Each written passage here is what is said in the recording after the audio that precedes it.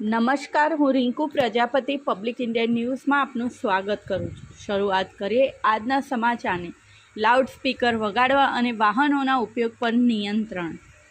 લોકસભાની સામાન્ય ચૂંટણી 2024 અન્વયે આણંદ જિલ્લામાં આદર્શ આચાર સંહિતાનું કડકપણે પાલન થાય તે માટે આણંદ જિલ્લા મેજિસ્ટ્રેટે જાહેરનામું બહાર પાડી લાઉડસ્પીકર વગાડવા તથા વાહનોના ઉપયોગ અંગે કેટલાક પ્રતિબંધાત્મક હુકમ કર્યા છે। ચૂંટણી પ્રચારના કામે યોજાતી સભા, સરઘસ કે રેલીમાં લાઉડસ્પીકરનો ઉપયોગ સવારના 6 વાગ્યા પહેલાં અને રાત્રિના 10 વાગ્યા પછી કરવો નહીં।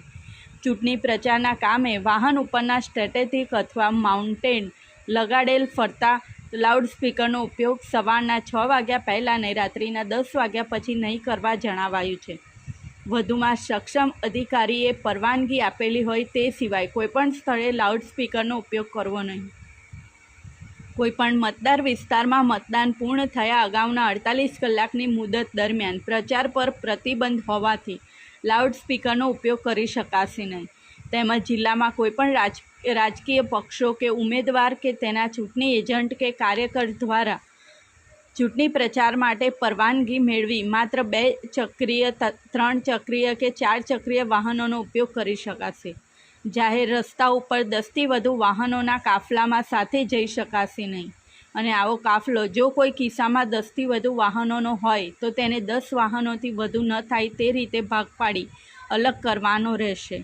ભાગ પાડેલા 2 કાફલા વચ્ચે પણ ઓછામાં ઓછું 200 મીટરનું અંતર રાખવાનું રહેશે।